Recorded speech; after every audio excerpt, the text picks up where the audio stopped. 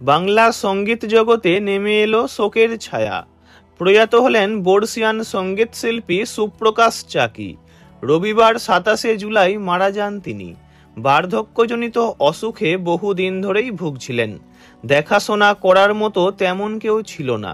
এদিন গড়িয়ার একটি বেসরকারি নার্সিং হোমে প্রয়াত হন সুপ্রকাশ চাকি। প্রখ্যাত এই গায়কের বয়স হয়েছিল 87 বছর। চোখের সমস্যায় প্রায় দৃষ্টিহীন হয়ে পড়েছিলেন। স্ত্রী 83 বছরের সমিতা চাকিও বয়সের ভারে প্রায় শয্যাশায়ী। সরকারি অনুদানের মাসিক 1000 টাকা আর কিছু ছাত্রছাত্রীর দেওয়া আর্থিক সাহায্য, এই ছিল প্রবীণ গায়কের আর্থিক সম্বল।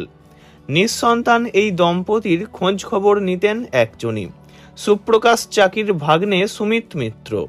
জীবনের এই অন্তিম পর্যায়ে খুবই অসহায় হয়ে পড়েছিলেন তিনি। মৃত্যুতে জীবন যন্ত্রণা শেষ হলো।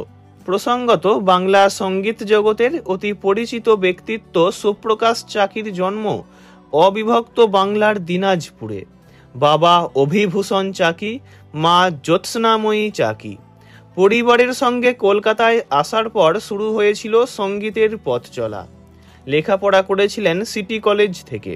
সঙ্গীত নাটক একাডেমি, গীতবিতানের মতো জায়গা থেকে সঙ্গীতের প্রশিক্ষণ নিয়েছেন।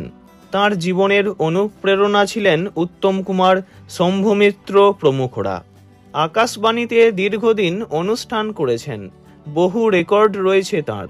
পরবর্তীকালে যাদবপুর বিশ্ববিদ্যালয় ও বাণীচক্রে শিক্ষকতা করেছেন। রাগ সঙ্গীত থেকে বাংলা আধুনিক গানের জগতে স্বমহিমায় বিরাজ করেছেন সুপ্রকাশ চাকি। গেয়েছেন রবীন্দ্রসঙ্গীত, নজরুল গীতি এবং ভক্তি গীতিও। তাঁর প্রয়াণে শোক প্রকাশ করেছেন বাংলার অনেক শিল্পীরাই। শিল্পী মনোময় ভট্টাচার্য লেখেন, চলে গেলেন সুপ্রকাশ চাকি নিঃশব্দে। শিল্পীদের শেষটা বোধহয় এমনই হয়, প্রণাম। পরপারে যেখানেই থাকুন ভালো থাকুন তিনি। ওনার বিদেহী আত্মার চির শান্তি কামনা করি। ভিডিওটি এইটুকুই। বিনোদন জগতের সব রকম খবরাখবর জানতে চ্যানেলটি অবশ্যই সাবস্ক্রাইব করবেন। ধন্যবাদ।